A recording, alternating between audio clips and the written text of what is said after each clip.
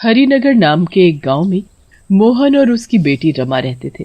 मोहन जमींदार के पास काम किया करता था, पर बूढ़ा होने की वजह से वो ढंग से काम नहीं कर पाता था। एक दिन मोहन की तबीयत काफी खराब हो गई। बाबा, आप घर पर आराम करो, मैं जमींदार जी के घर जाकर उनको बता दूंगी कि आपकी तबीयत ठीक नहीं है। रमा जमींदार के घर जाती है और उनको अपने बाबूजी की तबीयत के बारे में बताती है। जमींदार भी इतने बड़े घर में अपने बच्चों के साथ रहता था। उसकी बीवी की मौत एक एक्सीडेंट में हो गई थी और उसके बाद से वो ही बच्चों का ध्यान रखता था। मैंने तो तुम्हारे बाबूजी को कितनी बार कहा है कि आपकी उम्र अब काम करने की नहीं है, घर पर रहकर आराम करो। आराम कैसे कर सकते हैं जमींदार जी, हम ठहरे गरीब लोग। बाबा काम करेंगे तो 2 रोटी मिलेगी, वरना तो भूखा ही सोना पड़ेगा। रमा वहाँ से वापस आ ही रही होती है कि तभी जमींदार के दोनों शैतान बच्चे राहुल और मिनी भागते हुए आते हैं और उनके धक्के से कमरे में रखा गुलदस्ता टूट जाता है। हे भगवान, आज फिर नुकसान कर दिया इन बच्चों ने मेरा। माँ के मरने के बाद तो ये बच्चे दिन पे दिन बस बिगड़ते ही जा रहे हैं। तुम एक काम क्यों नहीं करती? क्यों न तुम इन बच्चों को संभालने का काम कर लो। मैं तुम्हें महीने के पूरे 5,000 रुपए दूंगा।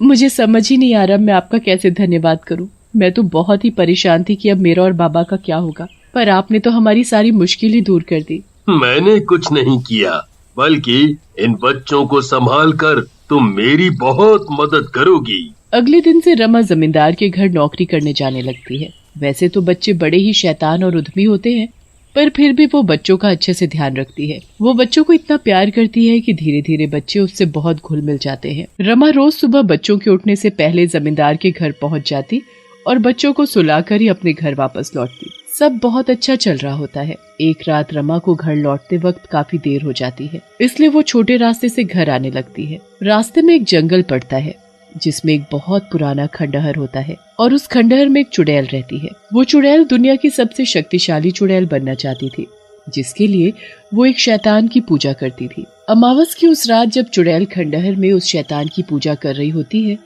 तभी रमा उस खंडहर के पास से गुजरती है, पर अंधेरे में उसका ध्यान बिल्कुल भी खंडहर की तरफ नहीं जाता। चुड़ैल अपनी पूजा में लगी रहती है और शैतान भी उसकी पूजा से खुश हो जाता है।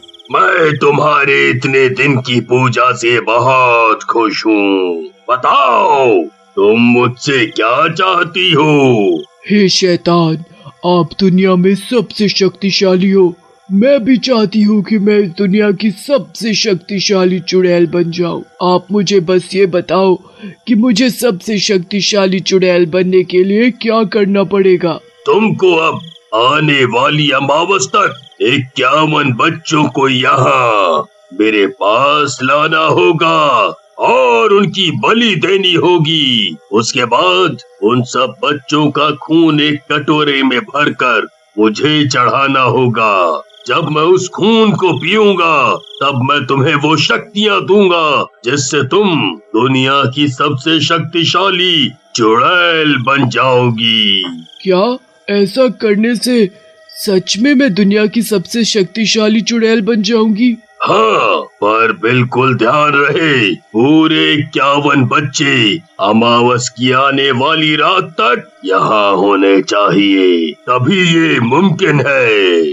मैं कर लूंगी। मैं दुनिया की सबसे शक्तिशाली चुड़ैल बनने के लिए कुछ भी करूंगी, पर ये बच्चे कहाँ से लाऊं? चुड़ैल बहुत सोचती है और यहाँ वहाँ भटकने लगती है, पर उसे जंगलों में कहाँ कोई बच्चा मिलने वाला था। बहुत भटकने के बाद चुड़ैल को पास ही एक गांव दिखाई देता है। अरे वाह, यहाँ तो बहुत सारे बच्चे होंगे। अब तो मुझे दुनिया की सबसे शक्तिशाली चुड़ैल बनने से कोई नहीं रोक सकता। चुड़ैल अब ठान लेती है कि वो उस गांव के 51 बच्चों को चोरी करके अमावस की रात को उनकी बलि देगी। वो रात होने का इंतजार करती है ताकि गांव वाले सो जाएं और वो आसानी से बच्चे चुरा सके। पहली रात जब वो बच्चे चुराने जाती है तो वो लोगों के घर की खिड़कियों से झांक कर देखने लगती है कि उसे कहीं कोई बच्चा मिल जाए। 2-3 घरों में झांकने के बाद उसे एक घर में छोटा बच्चा सोता हुआ दिखता है। चुड़ैल उसे देखकर बड़ी ही खुश हो जाती है। वो चुपके से घर के अंदर जाती है और उस बच्चे को उठाकर खंडहर में ले आती है। ये है पहला बच्चा। अब मैं ऐसे ही 51 बच्चों को इकट्ठा करके अमावस की रात उनकी बलि दूंगी और सबसे शक्तिशाली चुड़ैल बन जाऊंगी। चुड़ैल खुशी मना रही होती है और उस बच्चे के माँ बाप उसे ढूंढ ढूंढ कर परेशान हो रहे थे। उन्होंने अपने बच्चे को पूरे गांव में ढूंढ लिया पर फिर भी उसका कुछ पता नहीं चला। अगले दिन चुड़ैल फिर से एक बच्चा चुरा लेती है। हर दिन गांव से बच्चे गायब होने की वजह से पूरे गांव में ये बात फैल जाती है। अब तो गांव वाले अपने बच्चों को एक सेकंड भी अपने से दूर करने से डरने लगे थे। ये बात पूरे गांव में घूमते घूमते जमींदार के कानों तक भी पहुंचती है। जमींदार अपने बच्चों से बहुत ज्यादा प्यार करता है और उसे अपने बच्चों की चिंता होने लगती है। वो रमा को अपने पास बुलाता है। रमा, तुमने गांव में बच्चे गायब होने वाली बात तो सुनी ही होगी। हाँ जी जमींदार जी, मेरे पड़ोस से भी 2 बच्चे गायब हो गए हैं। उनके परिवार का तो रो रो कर बुरा हाल हो गया है। इसीलिए मैंने तुम्हें यहाँ बुलाया है। मेरी जिंदगी में अब मेरे बच्चों के अलावा मेरा कोई भी नहीं है। मुझे कभी भी जरूरी काम से बाहर भी जाना पड़ता है। मुझे अपने बच्चों की बहुत ही चिंता हो रही है। समझ नहीं आ रहा मैं क्या करूं। हाँ, ये चिंता की बात तो है ही, पर यहाँ तो हमेशा दरवाजे पर चौकीदार रहता है और आप भी तो हो। क्या तुम यहाँ मेरे बच्चों के पास रुक सकती हो? देखो, मैं तुम्हें इसके लिए अलग से पैसे दे सकता हूँ, अगर तुम हाँ करो तो। पैसे की बात नहीं है जमींदार जी, मैं यहाँ नहीं रुक सकती। मुझे अपने घर जाना होगा। वहाँ बाबा अकेले हैं। मुझे माफ करना जमींदार जी, पर मैं क्या करूँ, ये मेरी भी मजबूरी है। ठीक है, तुम घर जाओ। रमा बच्चों के कमरे में जाती है। अच्छा बच्चों, तो मैं चलती हूँ।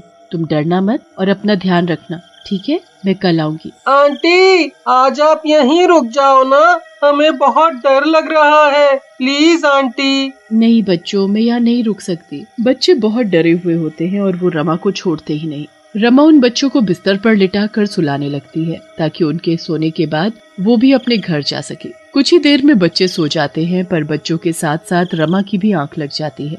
सबके सोते ही चुड़ैल वहाँ जाती है। अरे वाह, यहाँ तो मुझे 2 बच्चे मिल गए।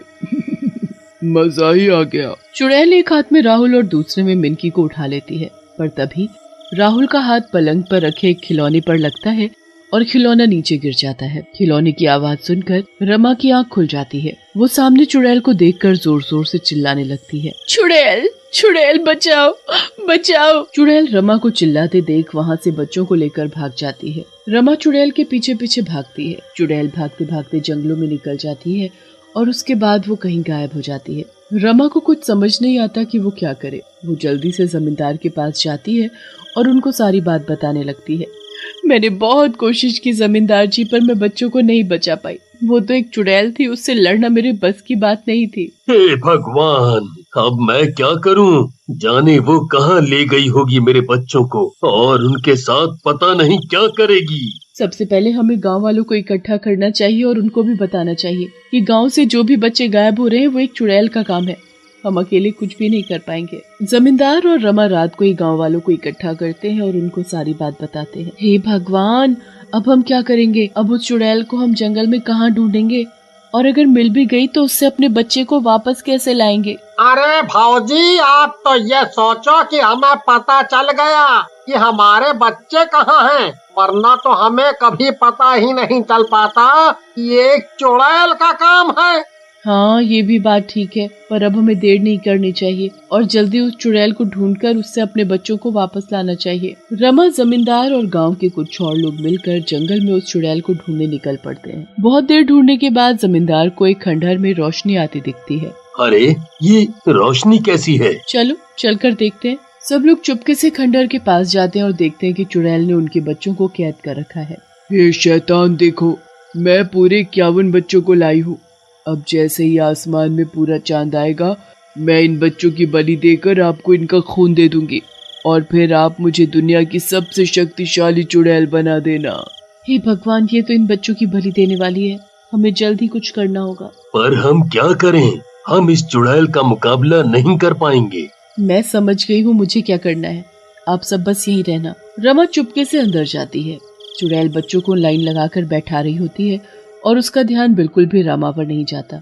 चुड़ैल जैसे ही पहले बच्चे की बलि देने वाली होती है, तभी रमा वहाँ पर एक बड़े से पत्थर को शैतान की मूर्ति पर जोर से मारती है। नहीं, ये तू क्या कर रही है? कौन है तू? चली जा यहाँ से, दूर हट जा शैतान से। रमा उस चुड़ैल से बिल्कुल नहीं डरती और उस मूर्ति के टुकड़े टुकड़े कर देती है। मूर्ति के टूटते ही वो चुड़ैल गायब हो जाती है। कुछ समय बाद जमींदार रमा से शादी कर लेता है।